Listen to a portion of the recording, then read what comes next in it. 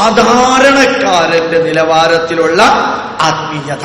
അപ്പൊ ക്ഷേത്രം എന്ന് പറയുന്നത് സാധാരണക്കാരനാണ്. ശ്രീനാരായണ ഗുരുദേവൻ 27 ക്ഷേത്രം സ്ഥാപിച്ചു, ശിഷ്യന്മാരെ കൊണ്ട് 14 ക്ഷേത്രം സ്ഥാപിപ്പിച്ചു. അങ്ങനെ 41 ക്ഷേത്രം കഴിഞ്ഞപ്പോൾ പറഞ്ഞു, ഇനി ക്ഷേത്രത്തിന്റെ ആവശ്യമില്ല, അതിനേക്കാൾ മുകളിലേക്ക് ക്ഷേത്രങ്ങളിലേക്ക് വരുന്നവര് ഉയരണം. അതിന്റെ അർത്ഥം സ്ഥാപിച്ചത് പിന്നെ വേണ്ടെന്നല്ല, സ്ഥാപിച്ചതിരിക്കട്ടെ, അതിലൂടെ വേണം ഉയരാൻ. ഒരു വരി ഞാൻ പറയാം. ആ ക്ഷേത്രം സാധാരണക്കാരന്റെയാണ്. അസാധാരണക്കാരൻ്റെത് എന്താണ്? അത് ലാസ്റ്റ് ക്ലാസ് കഴിയുമ്പോൾ ഒരു 3 ശ്ലോകത്തിലൂടെ പറയാം. അമ്പലത്തില് പൂജയും പ്രാർത്ഥനയും ക്ഷേത്രവുമായി ബന്ധപ്പെട്ട ആചാരങ്ങളും ആഘോഷങ്ങളും എല്ലാം അടങ്ങുന്ന സാധാരണക്കാരന്റെ നിലവാരത്തിലുള്ള ആത്മീയതയില് ക്ഷേത്രപൂജ, വഴിപാടുകള്, ക്ഷേത്രാനുഷ്ഠാനങ്ങള്, ക്ഷേത്രകലകള്, ക്ഷേത്രവാദ്യങ്ങള്, ഇതെല്ലാം പെടുന്നു. അത് സാധാരണക്കാരന്റെ ലെവല്. പിന്നെ അടുത്ത പോയിന്റ്, അവതാരങ്ങളുടെ നിലവാരത്തിലുള്ള ആത്മീയത. പെട്ടെന്ന് മനസ്സിലാവും. ഡോക്ടർ KJ യേശുദാസ് സംഗീതമണ്ഡലത്തിലെ ഒരു അവതാരമാണ്. ഡോക്ടർ APJ അബ്ദുൽ കലാം ശാസ്ത്രമണ്ഡലത്തിലെ അവതാരം. ഡോക്ടർ CV രാമൻ ശാസ്ത്രമണ്ഡലത്തിലെ അവതാരമാണ്. അതേപോലെ സ്വാമി വിവേകാനന്ദൻ ആത്മീയ മണ്ഡലത്തിലെ ഒരു അവതാരമാണ്. രാമകൃഷ്ണ പരമഹംസരെ നമ്മള് ഭഗവാൻ രാമകൃഷ്ണ പരമഹംസൻ പറയും, ഭഗവാൻ രമണ മഹർഷി എന്ന് പറയും, ഭഗവാൻ ശ്രീ ശങ്കരാചാര്യൻ എന്ന് പറയും. ആത്മീയ മണ്ഡലത്തിലെ അവതാരങ്ങള്. നമ്മളിൽ നിന്ന് ഭിന്നമായി ഏതെങ്കിലും ഒരു വിഷയത്തില് തികച്ചും ഉയരത്തിൽ നിൽക്കുന്ന വ്യക്തികളെയാണ് നമ്മള് അവതാരങ്ങൾ എന്ന് പറയാം. അതിന് വിദ്യാഭ്യാസം വേണമെന്ന് നിർബന്ധമൊന്നുമില്ല. ഒന്ന് ആലോചിച്ച് നോക്കാം. ഗോപാലകൃഷ്ണൻ അമേരിക്കയിൽ ചെന്ന് പ്രസംഗിച്ചാൽ മലയാളികളാണെങ്കിൽ ക്ഷമയോടുകൂടി കേൾക്കും. ഒരൊറ്റ ഇംഗ്ലീഷുകാരൻ അതിനകത്തുണ്ടെങ്കിൽ അവൻ അന്ന് സത്യപ്രതിജ്ഞ ചെയ്യും, ഇനി ഗോപാലകൃഷ്ണന്റെ പ്രഭാഷണം കേൾക്കാൻ ഞാൻ വരില്ല. അതേ സമയത്ത് 3ാം ക്ലാസ് പഠിച്ച, 3ാം മനസ്സിലായി, 3ാം ക്ലാസ് പഠിച്ച അമൃതാനന്ദമയി അമേരിക്കയിൽ ചെന്ന് പ്രസംഗിച്ചാല് 5000 സായിപ്പന്മാരിരിക്കും. 5000 സായിപ്പന്മാർ ഒരു വിഷമവും ഇല്ലാണ്ടിരിക്കും. അപ്പൊ ആരാ എന്നെക്കാളും ഭേദം? ബാക്കിയുള്ളതൊന്നും ഞാൻ പറയണില്ല. എന്നെക്കാളും ഭേദാരാ? അവരാണ്. പ്രഭാഷണം നടത്താൻ കഴിവുണ്ട്, തറക്കേടില്ല എന്നൊന്നും പറഞ്ഞിട്ട് കാര്യമില്ല. അവർക്ക് തുല്യം അവര് മാത്രം. അതാണ് അമ്മയുടെ ഭക്തന്മാർക്ക് വേണമെന്നുണ്ടെങ്കിൽ നിങ്ങൾക്കും അമ്മയെ അവതാരമായിട്ടെടുക്കാം. വിദ്യാഭ്യാസ മണ്ഡലത്തിലും ഭക്ഷണം കൊടുക്കുന്ന കാര്യത്തിലും ആരോഗ്യത്തിന്റെ കാര്യത്തിലും വെള്ളം എത്തിക്കുന്ന കാര്യത്തിലും സായിബാബയ്ക്ക് ചെയ്യാൻ പറ്റിയത് UNOക്ക് പോലും ചെയ്യാൻ പറ്റിയിട്ടില്ല. UNOക്ക് പോലും ചെയ്യാൻ പറ്റിയിട്ടില്ല.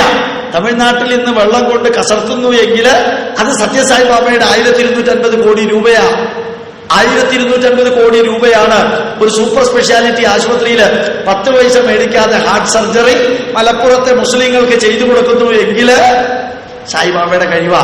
ഞാനൊരു ആശുപത്രി ഉണ്ടാക്കിയാൽ ആദ്യത്തെ സർജറി എനിക്ക് തന്നെ നടത്തേണ്ടി വരും, അത് അവസാനത്തെ സർജറിയും ആയിരിക്കും.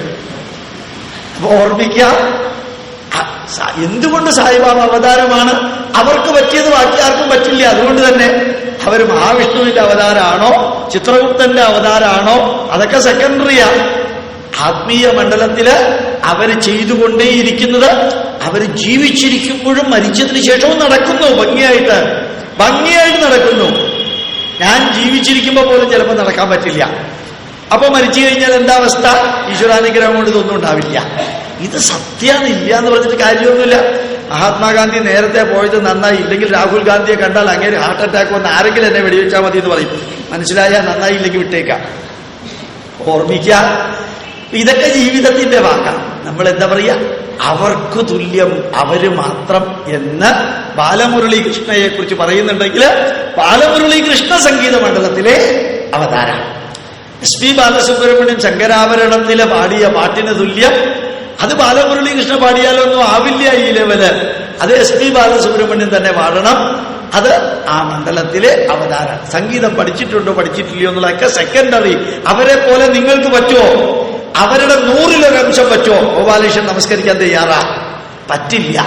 പറയാൻ നമുക്ക് ഇതെന്താ ഇത്ര വലിയ കാര്യമെന്ന് ഒക്കെ പറയാനൊക്കെ എളുപ്പ. അതുകൊണ്ട് CV രാമൻ ശാസ്ത്രമണ്ഡലത്തില്, ONV കുറുപ്പ് കവിതാരചനാ മണ്ഡലത്തില് പൂര വെള്ളമടിയാണെങ്കിലും തകഴി ശിവശങ്കരപ്പിള്ള നോവൽ അടിയില് നോവൽ എഴുത്ത് മണ്ഡലത്തില്, MT വാസുദേവൻ നായര് സിനിമയുടെയും അടൂർ ഗോപാലകൃഷ്ണൻ ആ മണ്ഡലത്തിലേക്ക് അവതാരങ്ങളാണ്. ഭാരതത്തിൽ അവതാരങ്ങൾ എന്ന വാക്കിന് അർഹതപ്പെട്ടവർ ഇവരൊക്കെയാണ്. ശ്രീകൃഷ്ണനും ശ്രീരാമനും മാത്രമൊന്നുമല്ല, കപില മഹർഷിയും മഹാവിഷ്ണുവിന്റെ അവതാരമായിട്ട് തന്നെ നമ്മൾ എടുക്കാറുണ്ട്. കപില മഹർഷി സാധാരണ ഒരു മഹർഷിയാ. സിദ്ധാനാം കപിലോ മുനി എന്ന് ഭഗവത്ഗീതയിൽ പറഞ്ഞിട്ടുണ്ട്. ഹിന്ദുക്കളായ സ്ഥിതിക്ക് നിങ്ങൾ കേട്ടിട്ടുണ്ടാവില്ല, ഓർമ്മിക്കുക. ഈ ഒരു വരിയില് അവതാരങ്ങളുടെ ലെവല് സ്വയം ഓരോ വ്യക്തിയും തിന്മകൾ 12ാമത്തെ പോയിന്റാണ്. തിന്മകൾ കുറഞ്ഞവരായി നന്മ നിറഞ്ഞവരായി തീരുന്ന ഇതിഹാസ നിലവാരത്തിലെ ആത്മീയത. അതിൽ ശ്രീകൃഷ്ണനും പെടും, ശ്രീരാമനും പെടും, മഹർഷിമാരും പെടും, ശങ്കരാചാര്യരും വിവേകാനന്ദനും അവനവന്റെ കർമ്മമണ്ഡലത്തിലെ അവതാരങ്ങളാണ്. നിങ്ങൾക്ക് സാധിക്കും, എനിക്കും സാധിക്കും, അവരെ പോലെയാകണം. അത് ബുദ്ധിമുട്ടാണ്. 10-28 മണിക്കൂറാ മാതാമൃതാനന്ദമയി ടൊറന്റോയില് ആൾക്കാരെ സ്വീകരിച്ചിരുന്നത്. ഇപ്പൊ ഞാൻ ടൊറന്റോയിൽ ഉണ്ടായിരുന്നു. ടൊറന്റോയില് ആ 8 നില ഹോട്ടല് ബുക്ക് ചെയ്തിട്ട് അമൃതാനന്ദമയി വരുമ്പോ അവരെ കാണാൻ കുറെ പേര് വരുന്നത് കണ്ട് 5 ദിവസവും അമൃതാനന്ദമയ്യെ കാണാൻ ആൾക്കാർ വരുന്നത് കണ്ട് ഹോട്ടലിലെ ഉടമസ്ഥൻ വിചാരിച്ചു, ഈ ആഫ്രിക്കക്കാരിയെ പോലെയുള്ള സ്ത്രീയെ കാണാൻ ഇത്ര ആൾക്കാർ എങ്ങനെയാ വരുന്നത്? സായിപ്പന്മാരൊക്കെ വെളുത്തതാണല്ലോ, ഇവർ കുറച്ച് കറുത്തതാണല്ലോ ഈശ്വരാനുഗ്രഹം കൊണ്ട്. അപ്പൊ അവർക്ക് ആഫ്രിക്കക്കാരെ കമ്പയർ ചെയ്യാനേ പറ്റുള്ളൂ. ആഫ്രിക്കക്കാരെ പോലെ ഈ സ്ത്രീയെ കാണാൻ എന്താ ഇത്രയധികം ആൾക്കാരെന്ന് പറഞ്ഞിട്ട് ആ സായിപ്പിന് ഒരു പിടുത്തവും കിട്ടണില്ല. 4ാം ദിവസം ഞാൻ കണ്ടുകൊണ്ടിരിക്കുകയാണ് കേട്ടോ, കേട്ടതല്ല. ടൊറന്റോയിൽ 4ാം ദിവസം ഈ ഹോട്ടലിന്റെ ഉടമസ്ഥനും അയാളുടെ ഭാര്യയും 2 മക്കളും കൂടി അമൃതാനന്ദമയ്യെ കാണാൻ ആരാണെന്ന് പറയാതെ ക്യൂവിൽ നിന്നും ഏതാണ്ട് 5-6 പേര് ബാക്കിയുള്ളപ്പോ ഇയാള് കരയാൻ തുടങ്ങി. എന്തിനാണോ താൻ കരയണ? ആർക്കൊരു പിടുത്തമില്ല. ഇത് കണ്ട് ഭാര്യയും കരയാൻ തുടങ്ങി, കണ്ട് 2 കുട്ടികളും കരയാൻ തുടങ്ങി. അവസാനം അയാൾ ചെയ്തെന്തറിയോ? ഈ ഹോട്ടലിന് 5 ദിവസത്തെ റെന്റായിട്ട് അയാൾക്ക് കൊടുത്തിരുന്ന ചെക്ക് അമൃതാനന്ദമയ്ക്ക് തിരിച്ചു കൊടുത്തു പറഞ്ഞു, ഇത് നിങ്ങൾ തന്ന ചെക്ക് എനിക്ക് വേണ്ട, ഇനി എന്റെ ചെക്ക് നിങ്ങൾക്ക് തരാം, എത്ര വേണമെങ്കിലും എഴുതിയെടുത്തോളൂ. ഇങ്ങനൊരു അനുഭവം എന്റെ ഹോട്ടലിൽ ഉണ്ടായതിൽ എനിക്ക് സന്തോഷമുണ്ട്. വെറുതെ ചിന്തിച്ചു നോക്കാം, ഞാനാണ് അവിടെ 5 ദിവസം ബുക്ക് ചെയ്തെങ്കിൽ ബാക്കി ഞാൻ ഫില്ലപ്പ് ചെയ്യണ്ടല്ലോ. ഇതാണ് ഞാൻ എന്നെ തന്നെ ഉദാഹരണം വെക്കാൻ കാരണം, VS അച്യുതാനന്ദനെയും പിണറായി വിജയനെയും മോഡിയെയും വെക്കണേക്കാളും നല്ലത് എന്നെ തന്നെ വെക്കാം. അപ്പൊ പിന്നെ നമുക്ക് കുഴപ്പമില്ല. 92 വയസ്സായിട്ട് 30 വർഷമായിട്ടുള്ള അച്യുതാനന്ദനെ വെക്കണേക്കാളും 97 വർഷമായിട്ട് 25 വർഷമായിട്ടുള്ള KR ഗൗരിയെ വെക്കണേക്കാളും നല്ലത് നമ്മളെ തന്നെ പ്രതിഷ്ഠിച്ചു കഴിഞ്ഞാൽ വ്യത്യാസം മനസ്സിലാക്കാൻ എളുപ്പമാണെന്ന് പറഞ്ഞതുകൊണ്ടാണ്. അപ്പോ അവതാരങ്ങളുടെ ലെവലിലുള്ള ആത്മീയത. പിന്നെ 3ാമത്തെ ലെവൽ, ഇത് മുതൽക്ക് 3 പോയിന്റ് കോംപ്ലിക്കേറ്റഡ് ആണ്. ശരിക്കും സൃഷ്ടിയും സൃഷ്ടാവും സൃഷ്ടിജാലവും സൃഷ്ടിക്കുള്ള സാമഗ്രിയായതും നീയല്ലോ ദൈവമേ എന്ന് ദൈവദശകത്തിൽ നാരായണഗുരു പറയുന്ന പോലെ ഇതിനകത്താണ് സൃഷ്ടിസ്ഥിതി സംഹാര ശക്തികളുള്ളത്. ഭൂമിയിലേക്ക് വന്നപ്പോ 3 കിലോ ഭാരമുള്ള നമ്മള് ഇപ്പോ 65, 70, 75 കിലോ ഭാരമായിട്ടുണ്ടെങ്കിൽ ഇതിനകത്തെ സെല്ലുകളും കോശങ്ങളും ഓർഗനുകളും ഒക്കെ പുറത്തു നിന്ന് ആരും സൃഷ്ടിച്ചതല്ല, അകത്ത് നിന്ന് തന്നെ. ഒരു 12 ലക്ഷം തരത്തിലുള്ള മൃഗങ്ങളുടെ സ്ത്രീ മൃഗത്തിന്റെ അമ്മയുടെ ഗർഭത്തില് അച്ഛന്റെ ബീജം വീഴുമ്പോൾ ആ അമ്മയുടെ ഗർഭത്തിൽ വളരുന്ന ആ ശിശു ആ മൃഗമായിട്ടാണ് പുറത്തേക്ക് വരുന്നത്. അർത്ഥം മനസ്സിലായി? ഒട്ടകത്തിന്റെ ഗർഭത്തിൽ നിന്ന് പുറത്തേക്ക് വരുന്നത് ഒട്ടകം, കഴുതയുടെ ഗർഭത്തിൽ നിന്ന് പുറത്തേക്ക് വരുന്നത് കഴുത, കോഴിമുട്ടയ്ക്കിൽ നിന്ന് പുറത്തേക്ക് വരുന്നത് കോഴിക്കുഞ്ഞ്. ആ എംബ്രിയോ കോഴിക്കുഞ്ഞായി, ആനയായി, മനുഷ്യനായി, കഴുതയായി, ജിറാഫായി, കുതിരയായി, ഒട്ടകമായിട്ട് എങ്ങനെ പരിണമിച്ചു 2 പേര് വിളിച്ചു പറഞ്ഞത്, അകത്തേക്ക് കയറിയപ്പോ ഇവരൊക്കെ CPM ആയിരുന്നു, പുറത്തേക്ക് പോകുമ്പോ ഏതാണെന്ന് എനിക്ക് അറിഞ്ഞൂടാ. അവര് തന്നെ പറയട്ടെന്ന് പറഞ്ഞതാ. ഞാൻ എന്തിനാ ഇത് പറഞ്ഞറിയോ? ഈ അവസാനത്തെ 3 ഭാഗം, അത് 3 വാക്ക്, ത്രിമൂർത്തി ത്രിശക്തി സങ്കല്പവും പ്രപഞ്ചപുരുഷ സങ്കല്പവും ജീവാത്മ പരമാത്മ ചൈതന്യത്തെയും കുറിച്ച് അങ്ങ് കത്തിക്കാളി ഈ ഗാലക്സികളെ കുറിച്ചും അതുപോലെ കോമറ്റിനെ കുറിച്ചും generation of Galaxy, fusion of Galaxy, ഇതൊക്കെ ഇപ്പൊ ഇന്ന് ഹബിൾ ടെലസ്കോപ്പിലൂടെ കാണാം. അതൊക്കെ ഞാനിവിടെ ഇരുന്നുകൊണ്ട് വിവരിച്ചാൽ, ശരിക്കും ഈ ഉപനിഷത്തും കൂടി ചേർത്ത് വിവരിച്ചാല് മനുഷ്യർ സ്റ്റണ്ടടിക്കുന്ന ലെവലിലേക്ക് എത്താതിരിക്കില്ല. അതാണ് യഥാർത്ഥത്തിൽ ഭാരതീയ ആത്മീയതയുടെ അവസാനത്തെ ബിന്ദു. അവിടം വരെ എത്താൻ സാധിക്കില്ല. എന്നാലും അങ്ങനെ ഒരു പോയിന്റ് ഉണ്ടെന്ന് നമുക്കറിയാൻ സാധിക്കണം. ക്ഷേത്രത്തിന്റെ level, അവതാരത്തിന്റെ level, ത്രിമൂർത്തി Trishakti സങ്കല്പത്തിന്റെ level, പ്രപഞ്ചപുരുഷ സങ്കല്പത്തിന്റെ level, ഏറ്റവും മുകളില് ജീവാത്മ പരമാത്മ സങ്കല്പത്തിന്റെ ലെവലിലുള്ള ആത്മീയത. ഇങ്ങനെ 15 പോയിന്റ് എനിക്ക് നിങ്ങളോട് പറയാനുള്ളത്. ഈ 15 പോയിന്റ് പഠിക്കണം, പഠിപ്പിക്കണം, പ്രചരിപ്പിക്കണം, പ്രവർത്തിക്കണം, പ്രതികരിക്കണം. അടുത്ത 5 പോയിന്റ് അത് നിങ്ങൾ ജസ്റ്റ് ഓർഡിനറി വരികളിലൂടെ വായിച്ചാൽ മതി. അത് അറിയണമെന്നുണ്ടെങ്കിൽ പുസ്തകം പുറത്തുണ്ട്.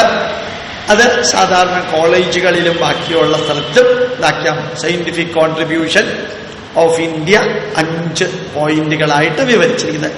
പക്ഷെ ഈ 15 പോയിന്റുകൾ ഗോപാലകൃഷ്ണൻ ഉറപ്പുണ്ട് നിങ്ങൾക്ക് കുറെ അധികം ഇതിനെക്കുറിച്ചറിയാം. നിർഭാഗ്യവശാൽ നിങ്ങൾക്കറിയാമെന്നുള്ളത് നിങ്ങൾക്കറിഞ്ഞുകൂടാ. മനസ്സിലായി? നിങ്ങൾക്കറിയാമെന്നുള്ളത് നിങ്ങൾക്കറിഞ്ഞുകൂടാ. അപ്പൊ ഈ 15 പോയിന്റ് ആയിട്ട് ഡിവൈഡ് ചെയ്തതിനെ ഒന്ന് ശ്രദ്ധിച്ചു പഠിച്ചാൽ ഇത് മനസ്സിലാക്കാൻ ഒരു വിഷമവുമില്ലെന്ന് പറഞ്ഞുകൊണ്ട് ധന്യമായി വേദിയില് Indian institute of scientific heritage തന്നെയാണ് ഇത് അറേഞ്ച് ചെയ്തത്. നമ്മൾ മുത്താരമ്മൻ കോവിലിലെ ഭാരവാഹികളോട് ചോദിച്ചു, ഇതൊന്ന് അറേഞ്ച് ചെയ്തോട്ടെ. ചേർത്തലയിൽ ഒരു പ്രഭാഷണം കഴിഞ്ഞ് അവിടേക്ക് തിരുവനന്തപുരത്ത് നിന്ന് വന്ന് അവിടെ നിന്ന് തിരുവനന്തപുരത്തേക്ക് പോകുന്നതിന് പകരം ഇതും കൂടി തീർത്തിട്ട് പോകാമെന്ന് വിചാരിച്ചിട്ടാണ് ഇങ്ങനൊരു പ്രോഗ്രാം അറേഞ്ച് ചെയ്തത്. IT കേരളയിൽ രജിത് സാറ് കുറെ അധികം ഇതിനെ സപ്പോർട്ട് ചെയ്തു. അങ്ങനെ ധന്യമായ ഒരു ക്ലാസ് 15 പോയിന്റ്. ഇതിലെ കുറെ ഭാഗങ്ങൾ ഇതിനു മുമ്പ് എടുത്തിട്ടുമുണ്ട്. എന്നാൽ ഇത് നിങ്ങൾ പഠിച്ച് മറ്റുള്ളവരെ പഠിപ്പിക്കണമെന്ന് അഭ്യർത്ഥിച്ചുകൊണ്ട് 1-2 ചെറിയ കാര്യങ്ങൾ ഇവിടെ പുറത്ത് പതിവ് പോലെ സ്ലിപ്പ് വെച്ചിട്ടുണ്ട്. മൊബൈൽ നമ്പർ ഉണ്ടെങ്കിൽ എഴുതി വെക്കാം. വേദത്തിന്റെ ക്ലാസ് ഇവിടെ വരുമ്പോൾ ചിലപ്പോൾ നടത്തുന്നുണ്ടാവും. താല്പര്യമുള്ളവരുണ്ടെങ്കിൽ മൊബൈൽ നമ്പറിന്റെ കൂട്ടത്തിൽ V കൂടി എഴുതണം. നേരത്തെ മൊബൈൽ നമ്പർ തന്നിട്ടുണ്ട്, അതിൽ V എഴുതിയിട്ടില്ല എങ്കിലും വീണ്ടും മൊബൈൽ നമ്പർ തന്ന് V കൂടി എഴുതിയാൽ വിയുടെ ലിസ്റ്റിലേക്ക്, വേദത്തിന്റെ ലിസ്റ്റിലേക്ക് കൂടി നിങ്ങളുടെ പേര് വരും. പിന്നെ കുറച്ച് പുസ്തകങ്ങളും CD-കളും പെൻഡ്രൈവുകളും പുറത്തുണ്ട്. വേണമെങ്കിൽ വാങ്ങിക്കാം, വേണ്ടെങ്കിൽ വേണ്ട. ആഗസ്റ്റ് മാസം 2-ാം തീയതി കർക്കിടകത്തിലെ കറുത്ത വാവാണ്.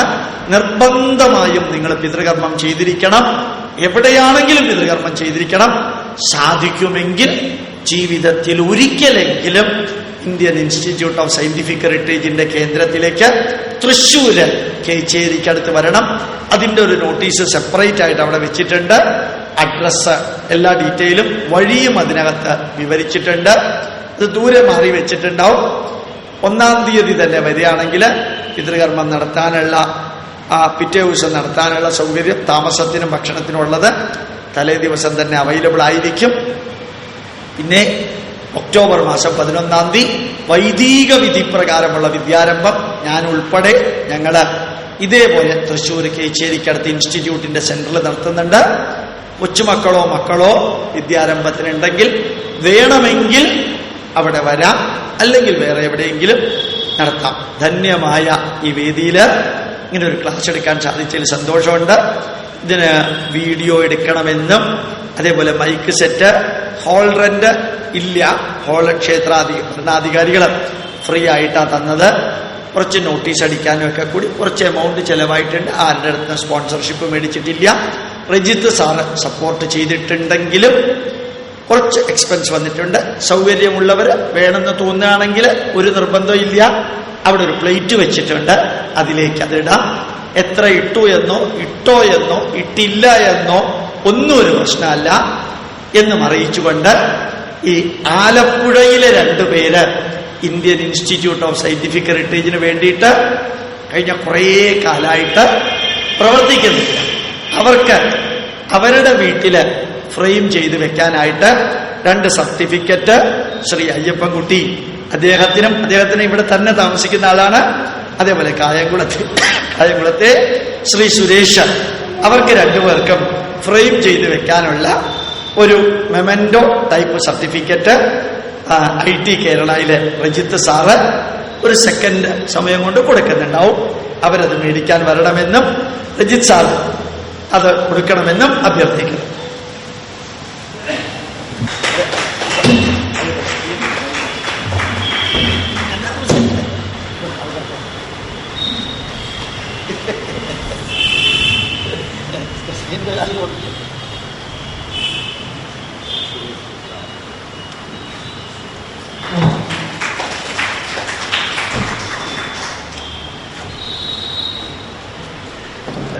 ഈ മഹായജ്ഞം മുഴുവനും സംഘടിപ്പിക്കുന്നത് ശ്രീ ഗോപാലകൃഷ്ണ പിള്ളാജിയാണ്. യൂട്യൂബിലെ ഓരോന്നും കൺസ്ട്രക്റ്റീവായിട്ടും അല്ലെങ്കിൽ സജസ്റ്റീവായിട്ടും ക്രിട്ടിക്കലായിട്ടും എല്ലാം സപ്പോർട്ട് ചെയ്യുന്ന ഗോപാലകൃഷ്ണൻജിയാണ്. അദ്ദേഹത്തിന് ഒരു സർട്ടിഫിക്കറ്റ് നേരിട്ട് തന്നെ കൊടുക്കുക ചെയ്തത് വീട്ടിൽ ചെന്ന്. കാരണം അദ്ദേഹം സർട്ടിഫിക്കറ്റ് സ്വീകരിക്കേണ്ട ലെവലിലല്ല, അതിനേക്കാൾ എത്രയോ ഉയരത്തിലാണ്. അതേപോലെ അയ്യപ്പൻകുട്ടിയും സുരേഷും ഒരു കാരണവശാലും ജീവിതത്തിൽ ഏതെങ്കിലും സർട്ടിഫിക്കറ്റിനോ മെമന്റോക്കോ വേണ്ടിയിട്ട് പ്രവർത്തിച്ചിട്ടില്ല.